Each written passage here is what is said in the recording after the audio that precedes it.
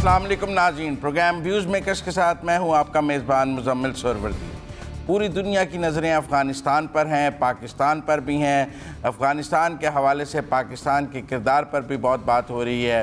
दुनिया देख रही है कि पाकिस्तान अफ़गानिस्तान के साथ किस तरह चल रहा है। तालिबान की हुकूमत क्या शक्ल लेगी अभी तक क्लियर नहीं है। मुशावरत जारी है। अफ़गान रहनुमाओं की आज वज़ीर-ए-आज़म इमरान खान से भी मुलाकात हुई है।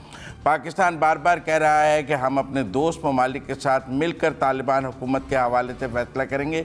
दूसरी तरफ जो अफ़गानिस्तान से ख़बरें आ रही हैं उनमें भी तालिबान में तब्दीली नज़र आ रही है।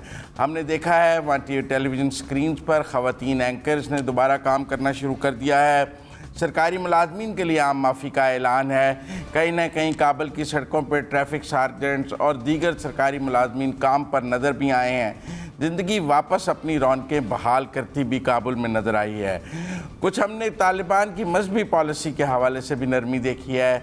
हमने देखा है कि आशूरा के इस मौके पर हेरात में और दूसरी जगह उन्होंने अहले तशी को अपनी मजहबी रसूमात अदा करने की इजाज़त दी है, और इसके साथ साथ जो पहले नहीं था ये तालिबान में, इसी के साथ साथ और बहुत सी तब्दीलियां भी हम इन चंद दिनों में देख रहे हैं। लेकिन आगे क्या होगा ये बहुत अहम है।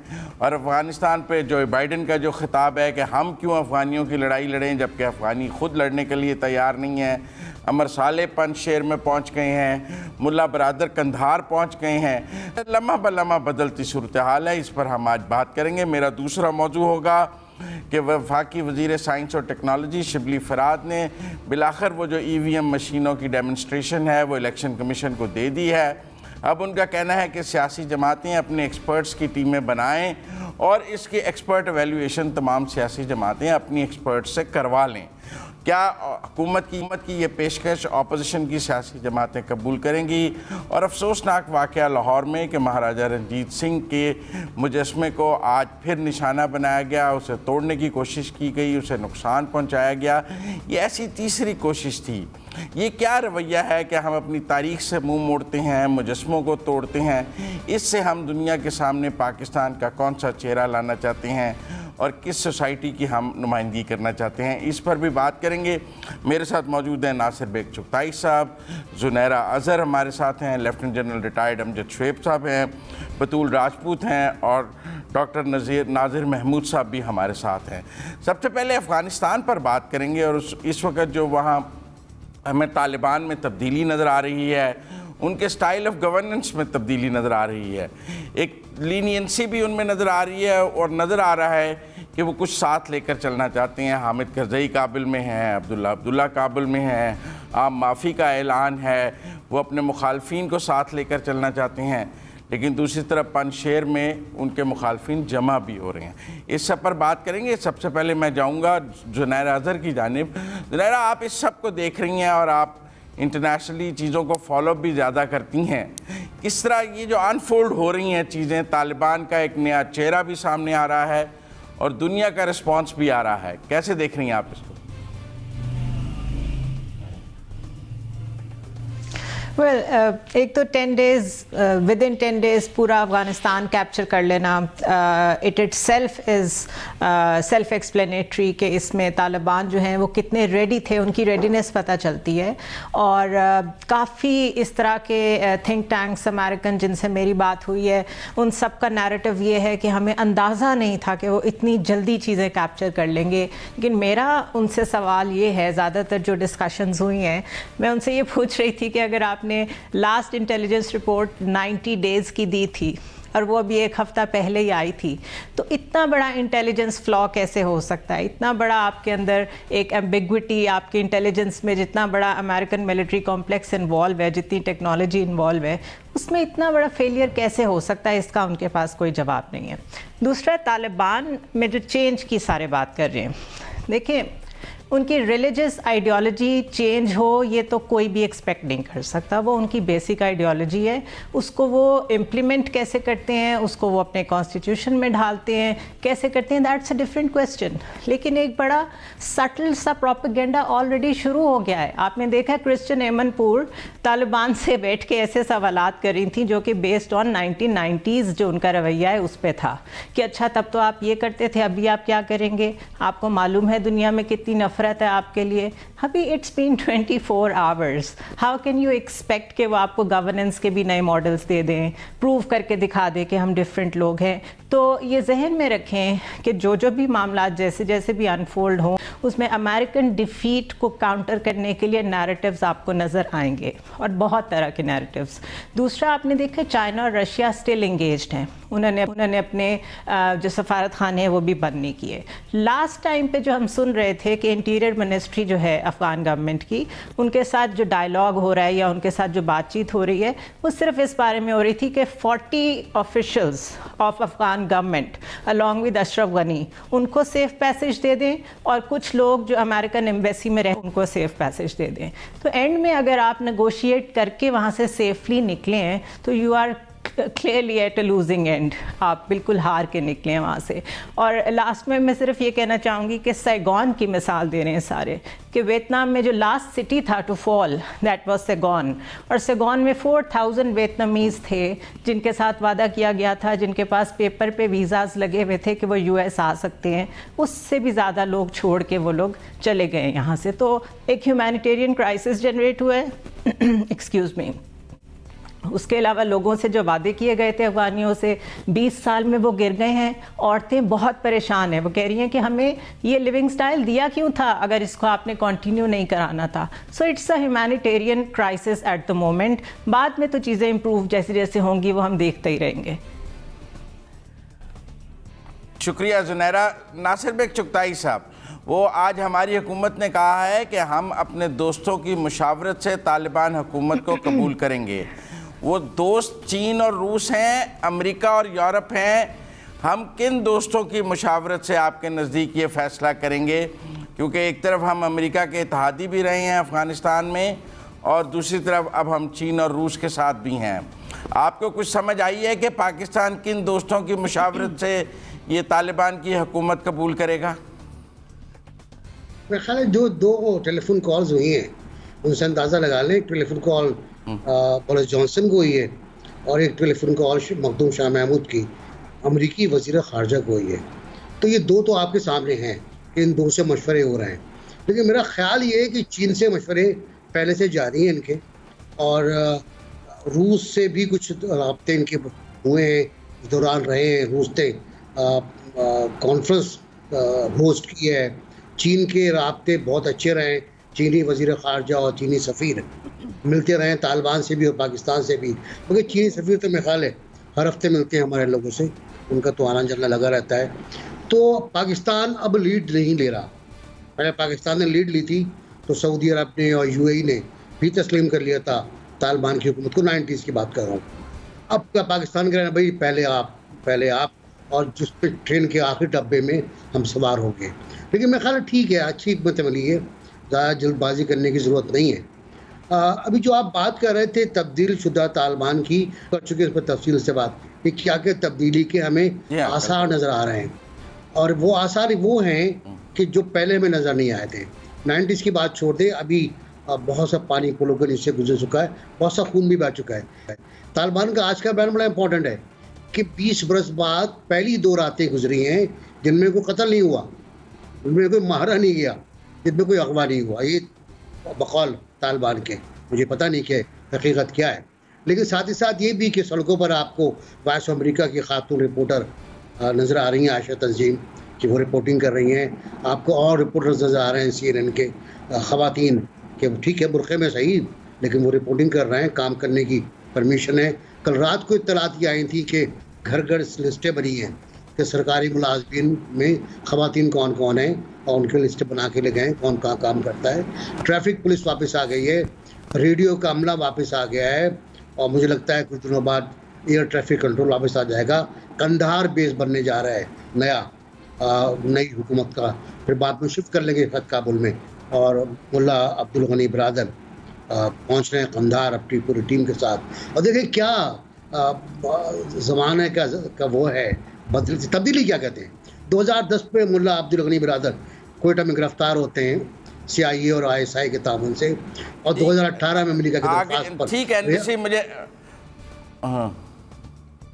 ठीक, अब बात हो गई। मुझे जनरल अमजद साहब की तरफ जाना है क्योंकि फिर ब्रेक हो जाती है और कोई ना कोई रह जाता है बात करने से।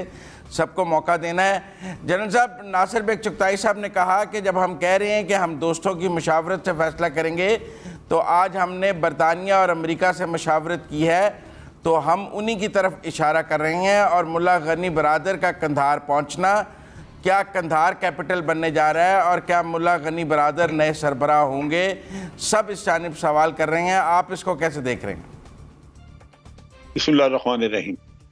देखिए, जो बैनुल-अक़वामी क़ुव्वतों ने या अक़वाम आलम ने जो कंडीशंस ले की थी कि तालिबान की हुकूमत हम तस्लीम नहीं करेंगे उस वक्त तक जब तक कि ये कंसेंसस के साथ गवर्नमेंट ना बनाएं, और ये भी था कि बज़ोरे ताकत ये कब्जा न करें इक़्तिदार पे। जो तरीक़ाकार अभी हुआ वो आपने देखा कि ये अवाम की रजामंदी से और अफवाज जो अफगान फौज है उनकी भी रजामंदी से ये कब्जा हुआ, किसी ने कोई मज़ाहमत नहीं की।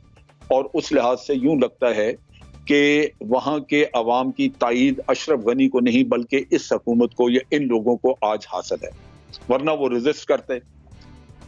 पहली कंडीशन थी तालिबान की कि जनाब हम बात नहीं करेंगे जब तक अशरफ गनी है, अशरफ गनी चले जाए फिर हम मुज़ाकरात करेंगे। सो वो कंडीशन खुद ब खुद पूरी हुई, अशरफ गनी वहां से भाग गए, उनका टोला चला गया। अब उनको मुज़ाकरात करने चाहिए, जो लगता है कि वो नहीं कर रहे। बैक चैनल पे गालिबन वो बात कर रहे हैं हामिद करज़ई से भी और अब्दुल्ला से या गुलबदीन हिकमतयार से, लेकिन हकीकत ये है कि जो स्टेक होल्डर्स हैं, पॉलिटिकल स्टेक होल्डर्स के अलावा एथनिक स्टेक होल्डर्स भी हैं जिनके साथ उनको बातचीत करनी चाहिए।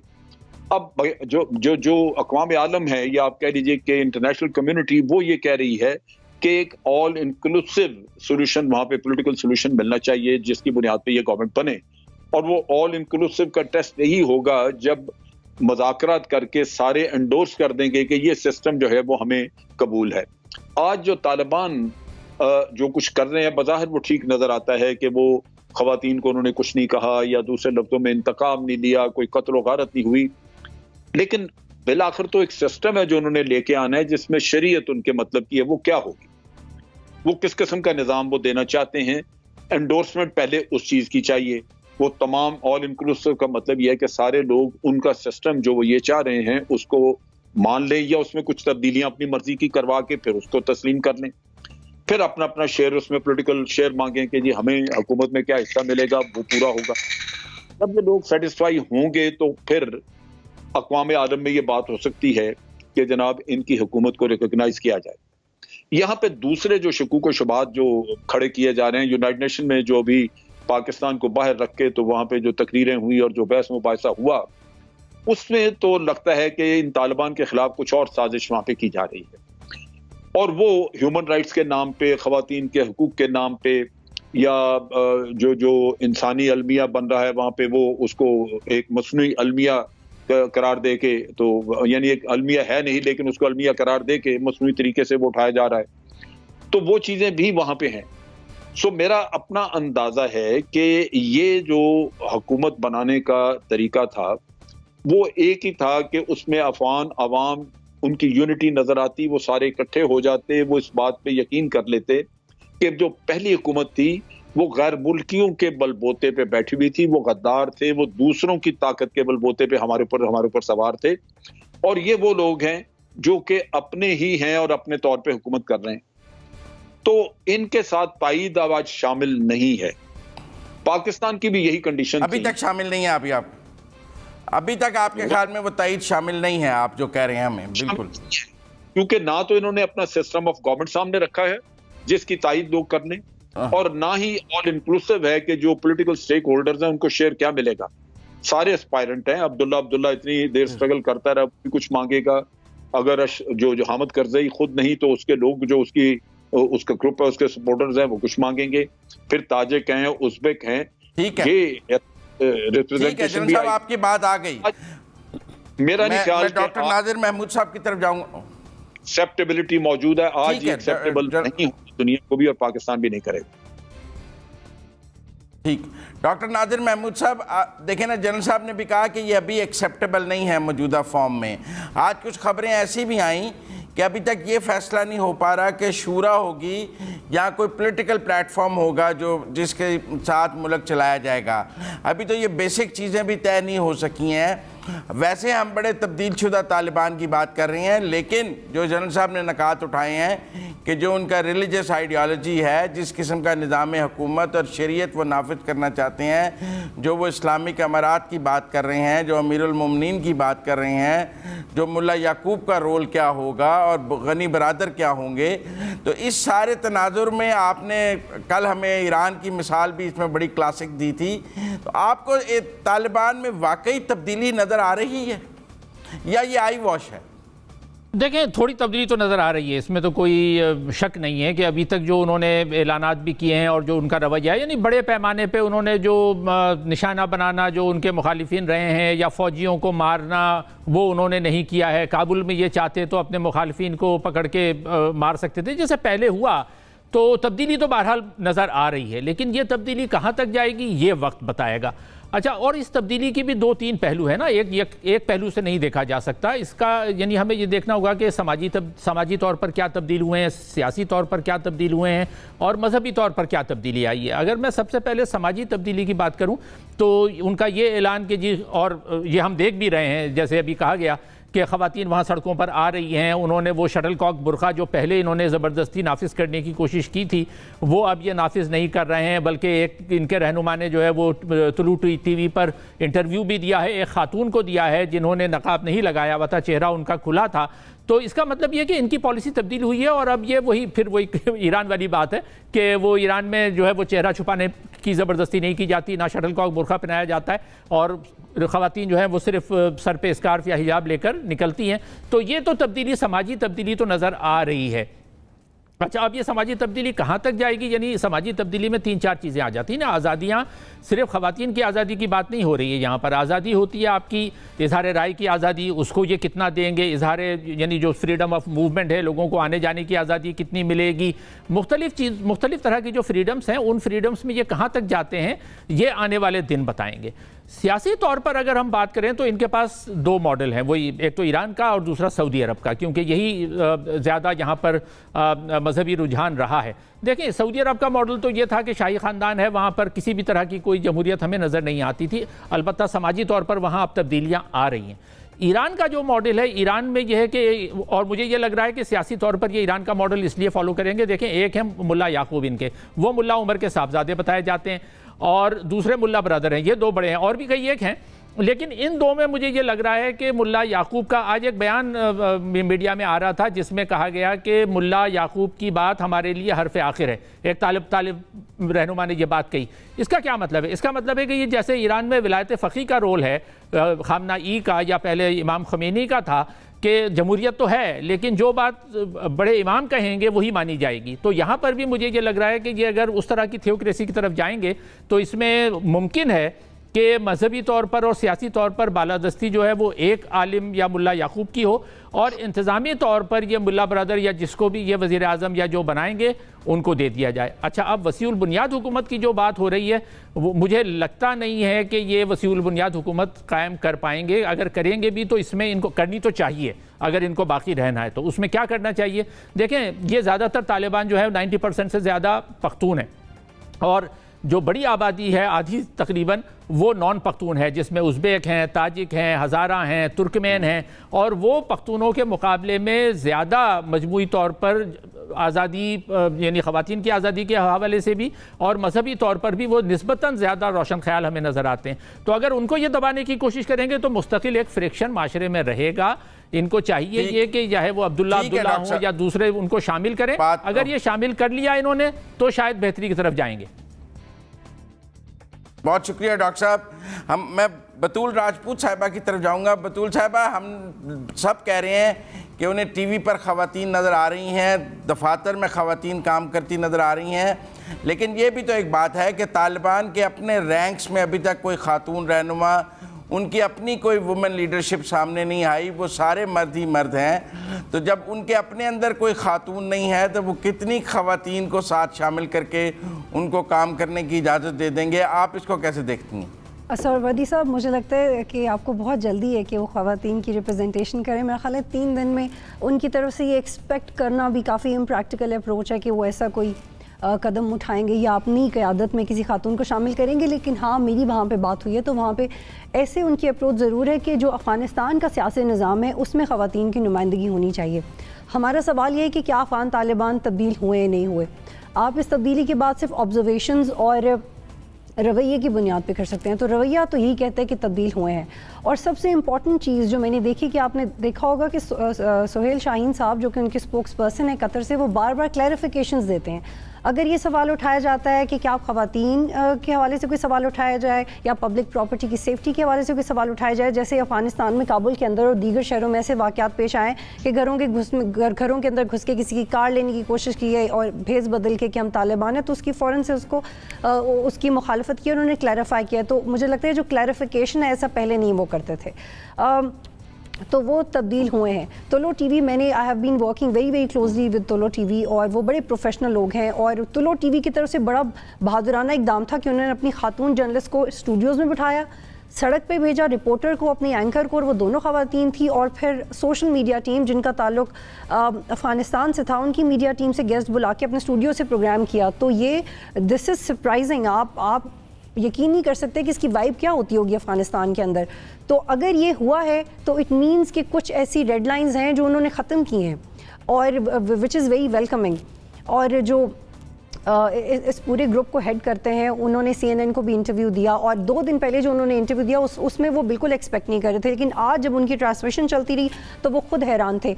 ये बात बार बार की जाती है कि अमेरिकन की इंटेलिजेंस रिपोर्ट गलत निकली, बिल्कुल गलत निकली। जिस तरह से वो भागे हैं उनके सारे फैसले गलत निकले। लेकिन इस बात को भी इग्नोर नहीं किया जा सकता कि अफ़गान तालिबान खुद कितने अनसर्टन थे। उनको खुद नहीं पता था कि वो इतने कम वक्त में पूरे अफ़गानिस्तान पे काबिज हो सकते हैं या जीत सकते हैं अफ़गानिस्तान को। वो इन स्टेट ऑफ सरप्राइज़। और जब हम ये बात करते हैं कि पाकिस्तान क्या चॉइस लेगा, तो देखिए आपकी जिससे दोस्ती है हिमालय से ऊंची, अगर वो इजराइल से ट्रेड कर सकता है तो आपके अफ़गानिस्तान में तालिबान के साथ डिप्लोमेटिक रिलेशंस क्यों नहीं हो सकते। ये इंटरनेशनल रिलेशंस हैं, इसमें कोई फ्री लंच नहीं होता।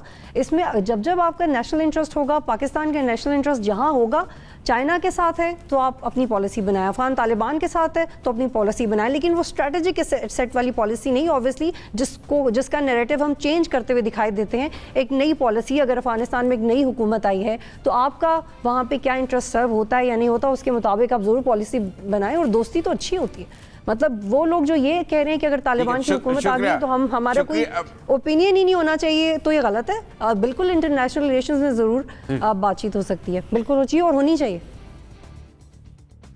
बहुत शुक्रिया बतूल राजपूत साहिबा।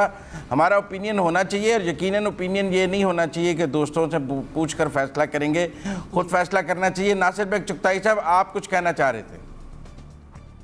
नहीं, मैं कुछ नहीं कहना चाह रहा। मैं कह रहा था सिर्फ कि जो कुछ भी हुआ है अंडरस्टैंडिंग से हुआ है।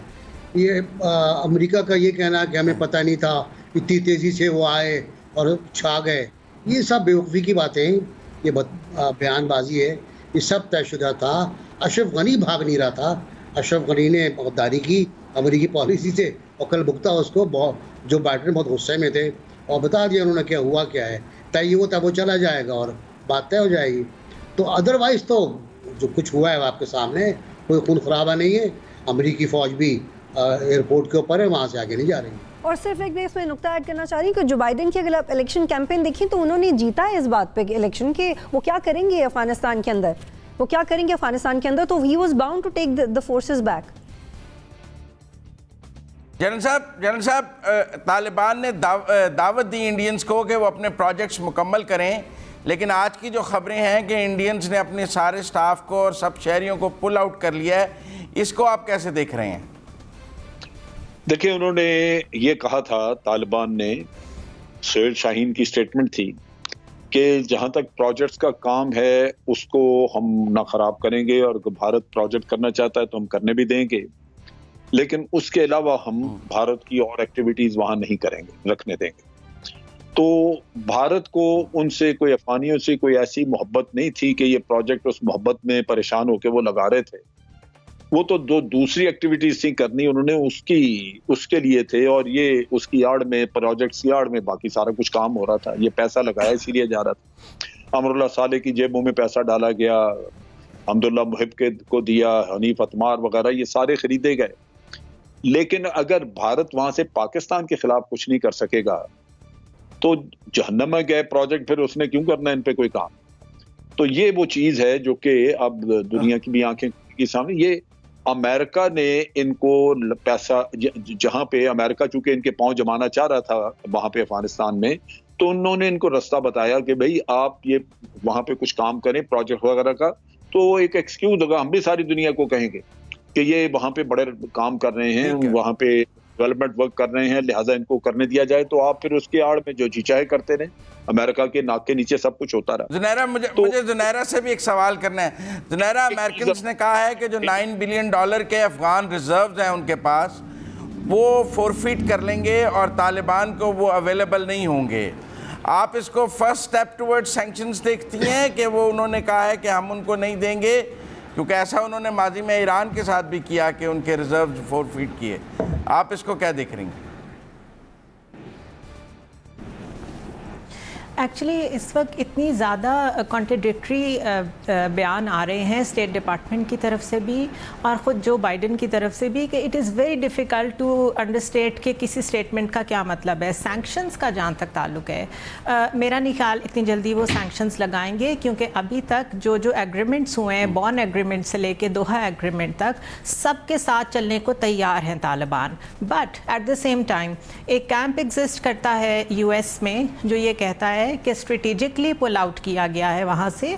करने का तरीका बेशक बहुत आप लोगों को बुरा लग रहा हो कि एकदम से भाग गए हैं लोगों को छोड़ के, लेकिन यहाँ से निकलने का मकसद ये है कि रशिया और चाइना को इंगेज कर दिया जाए अफ़गानिस्तान में, क्योंकि आगे जाके जो यहाँ पर बहुत सारे बैंड आउटफिट्स की आपस में जंग होने जा रही है और वॉर लॉर्डिज़म्स वापस आ रहे हैं और उनको जिस तरीके से फंड किया जाएगा, यहाँ पे केओस की कैफियत दोबारा होगी। तो एक स्ट्रैटेजी ये भी एक्सप्लेन की जा रही है कि let Russia and China deal with it. Sanction की जहाँ तक बात है, अगर वो सैंक्शन करते हैं तो फिर बाकी की दुनिया तालिबान से वो सब कुछ एक्सपेक्ट नहीं कर सकती जो कुछ वो अभी कह रहे हैं। There is no other way around it कि आप उनसे एक्सपेक्ट ये करें कि वो बिहेव डेमोक्रेटिकली करें और साथ आप उन्हें सैंक्शन भी करें, तो ये काउंटर प्रोडक्टिव होगा। लेकिन वो फिर उनके रिजर्व्स भी तो उनको नहीं दे रहे ना। वो कह रहे हैं कि जो अफगानिस्तान के $9 बिलियन के रिजर्व्स हैं वो नहीं देंगे हम।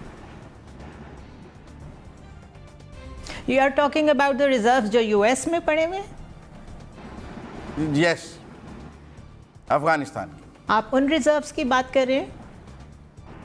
जी, मैं उनकी बात अफगानिस्तान में। देखिए, वो तो डेफिनेटली उनको मिलेंगे जो भी जी जो अफगानिस्तान में रिजर्व्स हैं, जो भी यहाँ पे गवर्नमेंट बनाएगा वो उसको नहीं, जो अफगानिस्तान के रिजर्व्स हैं US बैंक्स में, अमेरिका भी तस्लीम कर लेगा तालिबान को। जनरल साहब, आप कुछ कहना चाह रहे थे? रिजर्व्स को तो आप भूल जाएं। मैं बताता हूं, देखिए एक चीज ज़हन में रखिए। अच्छा, वो नहीं देंगे, भूल जाएं कि वो तालिबान को मिलेंगे। एक चीज जरा ज़हन में रखिए, उनको भूल, यही पूछना चाह रहा था मैं।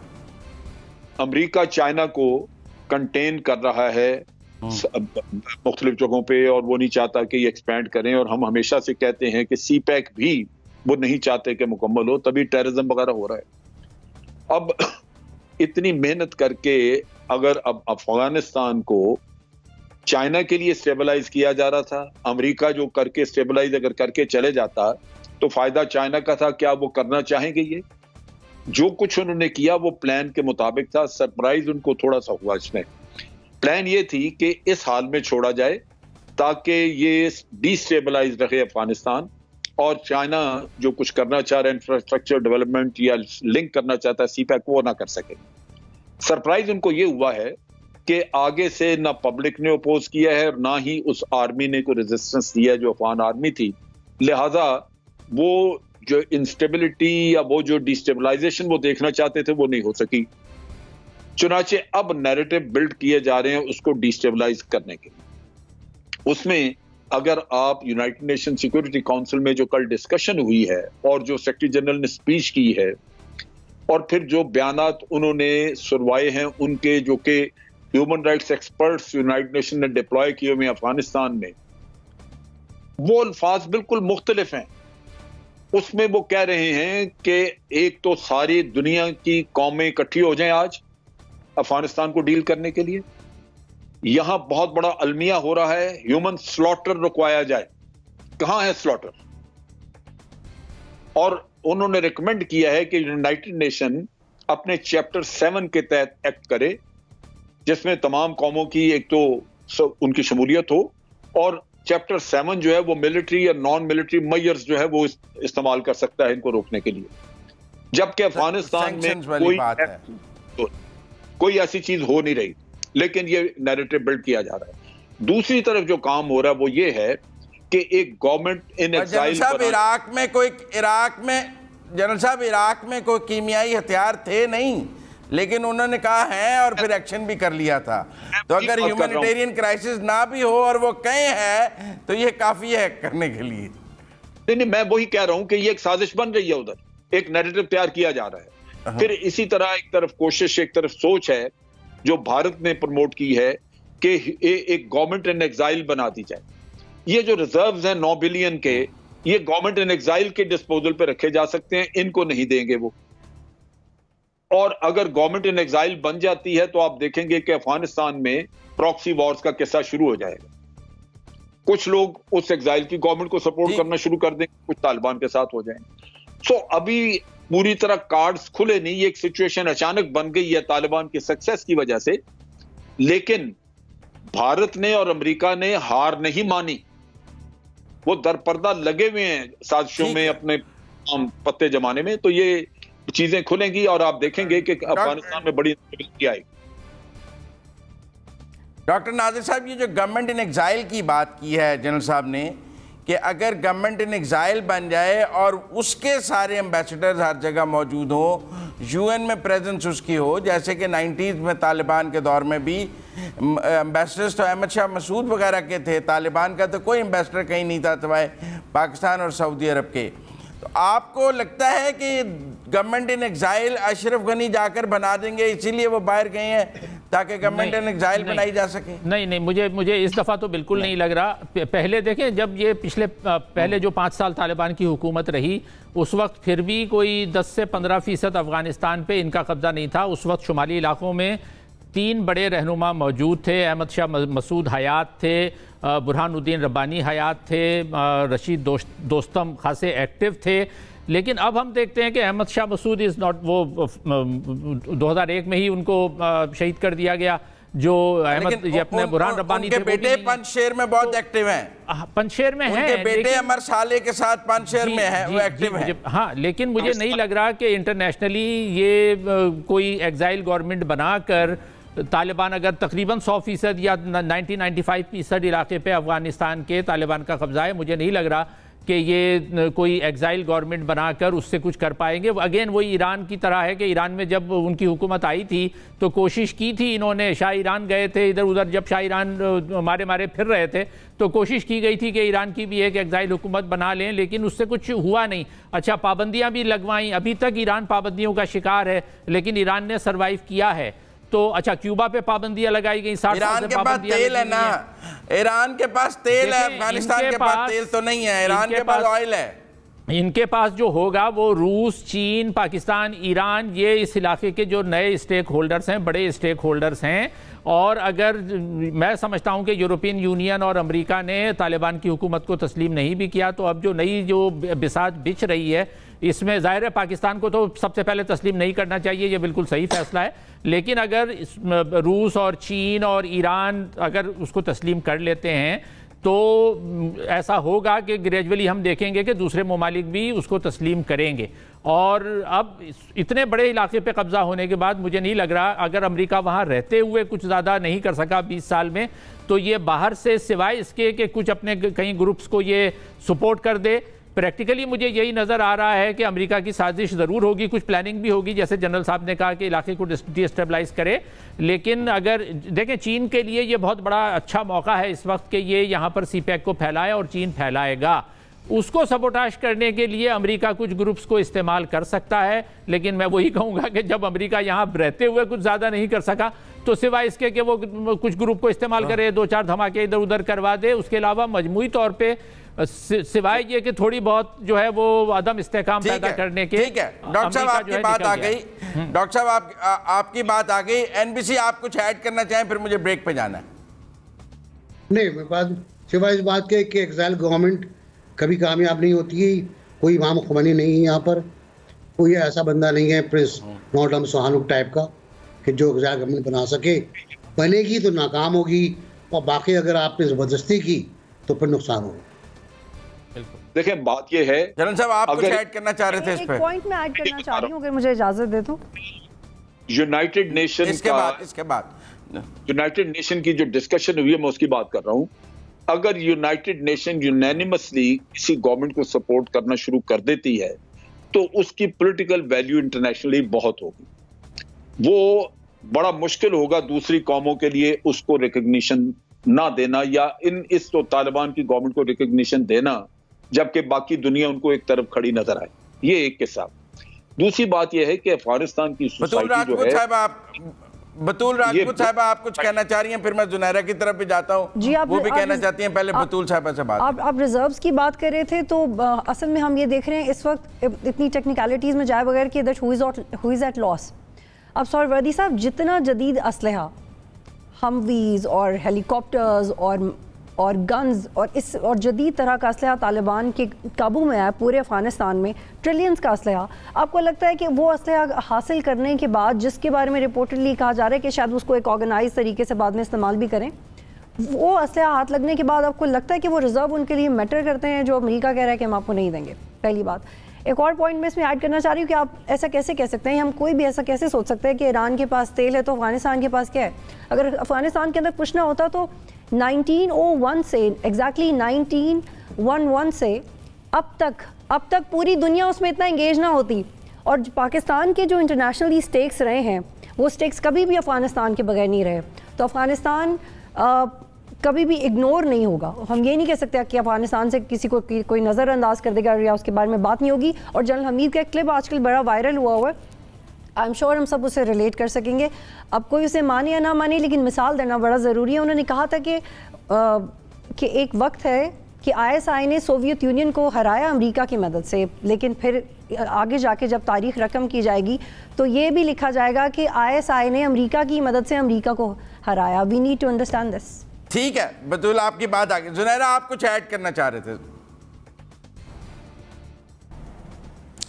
देखें, with all the Black Hawks training और जो भी अफ़गान सिक्योरिटी फोर्सेस की ट्रेनिंग हुई भी है, वो उससे ज़्यादा सुपीरियर तो नहीं है जो गोरिल्ला वॉरफेयर तालिबान ने ख़ुद सीखा हुआ है और जिसके ज़रिए से उन्होंने पूरी दुनिया की नेटो की अफवाज को हराया है।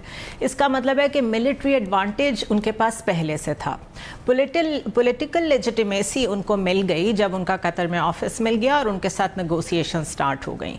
With these two manoeuvres, political and military, उनको एंडोर्समेंट की भी ज़रूरत नहीं है कि कौन सा मुल्क उन्हें एक्सेप्ट करता है और कौन सा नहीं करता। थर्ड, उनके पास ड्रग मनी है।